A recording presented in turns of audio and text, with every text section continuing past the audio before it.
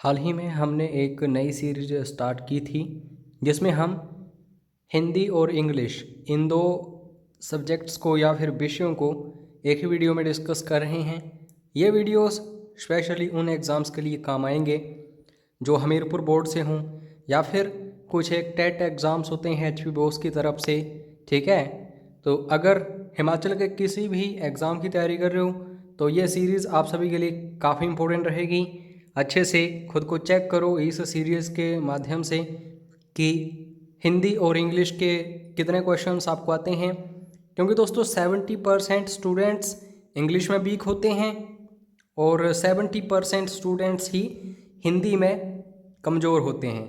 मुख्य रूप से जिन्होंने हिंदी जो है सिर्फ 10वीं तक पढ़ी है, उसके बाद अदर कोई स्ट्रीम इन्होंने चेंज कर लिया है। तो ज़्यादा टाइम वेस्ट करूँगा नहीं। बाकी स्टडी मटेरियल वगैरह चाहिए हो आप या फिर किसी भी एग्ज़ाम की तैयारी कर रहे हो हिमाचल की, तो पेड क्रैश कोर्स हमारा ज्वाइन कर सकते हैं आप। इसमें हमारी टीम आपको अच्छे से तैयारी करवाएगी। सारे सब्जेक्ट्स या फिर विषय मिलेंगे, चाहे जीके की बात करूं, चाहे हिंदी की, इंग्लिश की या फिर अदर जो भी हों। तो चलिए, हर एक क्वेश्चन को वीडियो को पॉज करके खुद अटेम्प्ट करना। आपको ऐसा लगना चाहिए कि हम एग्जामिनेशन हॉल में ही बैठे हैं। कमल शब्द का पर्यायवाची शब्द कौन सा है? 4 ऑप्शंस आपके सामने हैं और दोस्तों कुछ एक शब्द मैं आपको बताऊंगा, उनको रट लेना। बार बार यहीं से प्रश्न आते हैं। एक तो हो गया कमल, दूसरा बादल, तीसरा पृथ्वी, चौथा चांद, पांचवा सूर्य, छठा शिव यानी कि भगवान शिव, सातवां भगवान विष्णु, आठवां भगवान कृष्ण और 10वां अगर मैं बात करूं तो दोस्तों रात या फिर दिन। तो ये बार बार पूछे ही जाते हैं। कमल शब्द का पर्यायवाची शब्द इन 4 ऑप्शंस में से बात करूं तो वो होगा सरोज। सर का मतलब होता है तालाब और जो का मतलब होता है जन्म लेने वाला, जैसे अंबु ज यानी कि कमल। उसके बाद दोस्तों जलज। ठीक है, तो ये कुछ एक कमल के पर्यायवाची शब्द हैं, इनको अच्छे से देखना। देशगत में कौन सा समास है? देश को गत, तो यहाँ पे को आ रहा है, कर्ता ने कर्म को कर्ण से, तो इस तरीके से आपको देखना होता है। यहाँ पे कर्म तत्पुरुष आएगा। कारक जो हैं ये घुमा फिरा के इम्पोर्टेंट बन ही जाते हैं हर एक परीक्षा के लिए, तो इनको अच्छे से पढ़िएगा। चतुराई शब्द में कौन सा प्रत्यय है? अब क्वेश्चन ये बनता है प्रत्यय होते क्या हैं? दोस्तों कोई भी एक मूल पद होता है, उसके आगे भी एक शब्द होता है और पीछे भी हो सकता है, जरूरी नहीं है कि होगा ही होगा, बट जो उपसर्ग होते हैं वो आगे ही होते हैं और जो प्रत्यय होते हैं वो पीछे ही होते हैं मूल शब्द के। तो ये जो मूल शब्द है इसके जो पीछे लगेंगे वो होंगे प्रत्यय और आगे उपसर्ग। तो चतुराई, चतुर मूल शब्द है आई, ठीक है, तो प्रत्यय इसका ये है।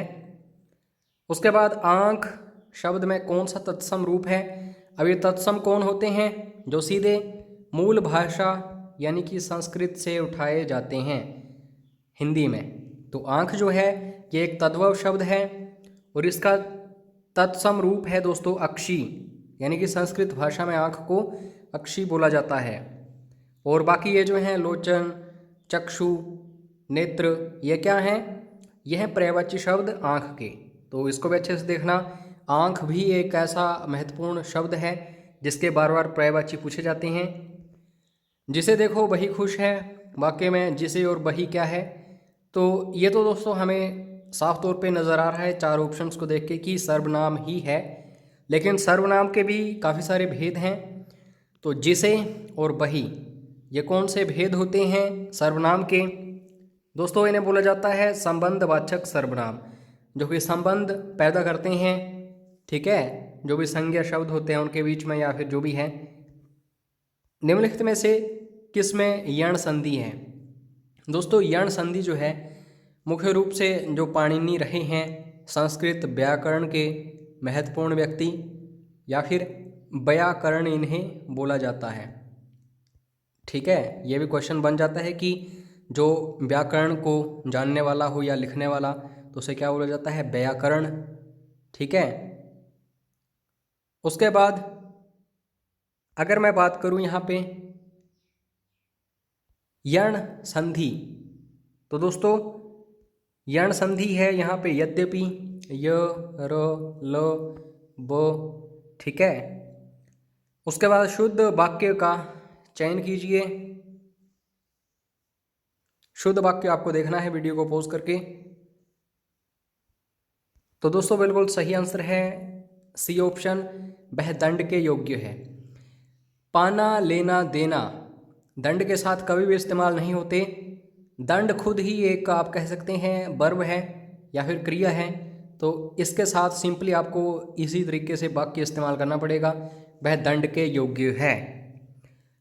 उत्कर्ष, सबसे पहले तो अर्थ आपको पता होना चाहिए हर एक शब्द का, तभी आप विलोम शब्द या फिर विपरीतार्थक शब्द निकाल पाएंगे। उत्कर्ष जो है इसका मतलब होता है जो लगातार तरक्की करता ही जाए। ठीक है। तो यहाँ पे मैं बात करूँगा इसके विलोम शब्द की, तो अपकर्ष, ये तो डी ऑप्शन जो है इसका मतलब होता है बिल्कुल नीचे आना, डे बाय डे। उसके बाद गाल बजाना, तो गाल बजाना मुहावरा है काफ़ी फेमस और बार बार पूछा जाता है हमीरपुर बोर्ड की परीक्षाओं में। गाल बजाना मुहावरे का अर्थ है दोस्तों डींग हाँकना, यानी कि बड़ी बड़ी बातें करना बिल्कुल फिजूल में। उसके बाद इलोक, इसका विपरीत अर्थक शब्द इहलोक। इहलोक का मतलब है यह मतलब पृथ्वी के ऊपर जो आप रह रहे हैं या फिर जो आम जीवन व्यतीत कर रहे हैं। तो दोस्तों इहलोक का विपरीतार्थक शब्द होगा परलोक, यानी कि जो ऊपर है लोक, स्वर्ग या फिर जो भी है। उसके बाद अब इंग्लिश से स्टार्टिंग करेंगे हम, और सबसे पहले तो सिनोनिम्स फाइंड आउट करने हैं। हाउंड एक वर्ड दिया गया है, इसका सिनोनिम हमें फाइंड आउट करना है। तो हाउंड का मतलब ऐसा व्यक्ति जो जानकारी यहाँ से वहाँ चोरी छिपे आगे पीछे करता है, तो इसको हम क्या बोलते हैं? बीगल। बीगल का मतलब होता है गुप्तचर।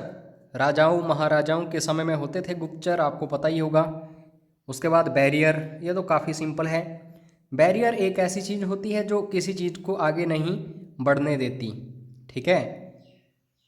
तो बिल्कुल सही आंसर है ये जो डी ऑप्शन है एम्बागो।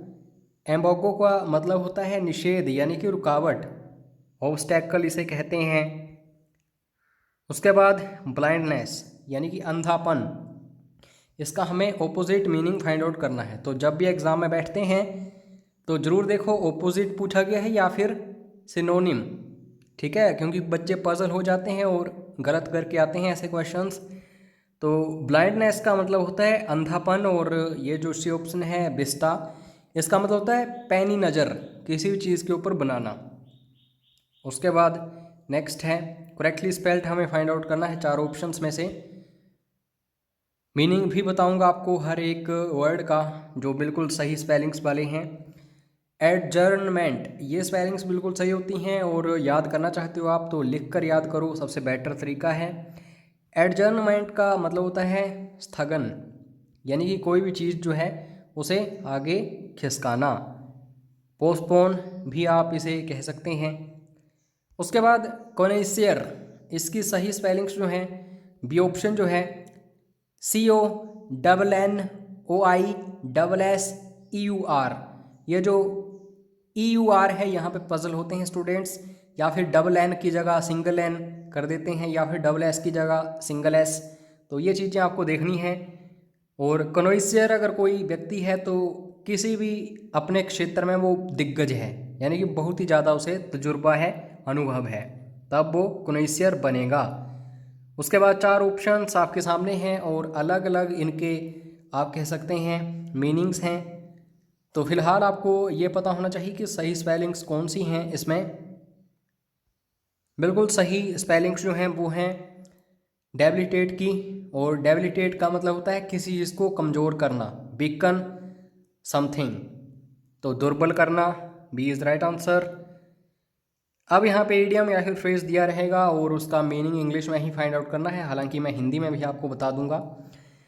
ए वाइल्ड गूस चेज, ये मोस्ट इंपॉर्टेंट है, पता नहीं कितनी बार पूछा जा चुका है एग्जाम्स में। वाइल्ड गूस चेज का मतलब होता है किसी भी चीज़ का व्यर्थ में पीछा करना, ठीक है। Useless search. A moot point, a moot point जो है दोस्तों, ये बेसिकली ऐसी जगह होती है जो काफ़ी लड़ाई झगड़े वाली हो। अगर इस समय मैं बात करूं, गलवान वैली भारत और चीन के बीच एक बहुत ही ज़्यादा डिस्प्यूटेड एरिया बन चुका है, तो दोस्तों डी इज़ राइट आंसर। उसके बाद कैट नैप, बिल्लियों को कभी देखा ना ध्यान से या फिर किसी भी पशु को, अगर वो सोएंगे तो कम से कम 3 सेकंड्स के लिए आंखें बंद करेंगे और फिर से खोल देंगे, ठीक है, और झपकी ले लेंगे वो। तो इस चीज़ को बोला जाता है दोस्तों शॉर्ट स्लीप, यानी कि कुछ समय के लिए सोना। To pull a long face, कभी ध्यान से शीशा या मिरर लेके देखना। जब आपका मुंह बिल्कुल नॉर्मल होता है तो नॉर्मल ही देखने को लगता है, जब आप सैड होते हैं तो ऐसा लगता है कि मुंह जो है खिंच गया है, और जब आप ड्राइंग करते हैं तो किसी का भी मुंह इस तरीके से दिखाते हैं अगर कोई सैड है तो, ठीक है, यानी कि मुंह उसका खिंचा हुआ होता है। तो आप समझ गए होंगे मैं क्या बोलना चाह रहा था। लुक्ड सैड, दुखी प्रतीत होना। बाकी पेड क्रैश कोर्सेज की जानकारी आप व्हाट्सएप पर ले सकते हैं, सारे सब्जेक्ट्स कवर होंगे इसमें। Daily PDFs, daily online mock test series, books PDFs, notes PDFs, previous year question papers, videos. इस वीडियो की पीडीएफ फाइल भी आपको यहाँ पे मिल जाएगी, तो ज़रूर व्हाट्सएप करना। अपना कीमती समय देने के लिए धन्यवाद। जय हिंद, जय हिमाचल।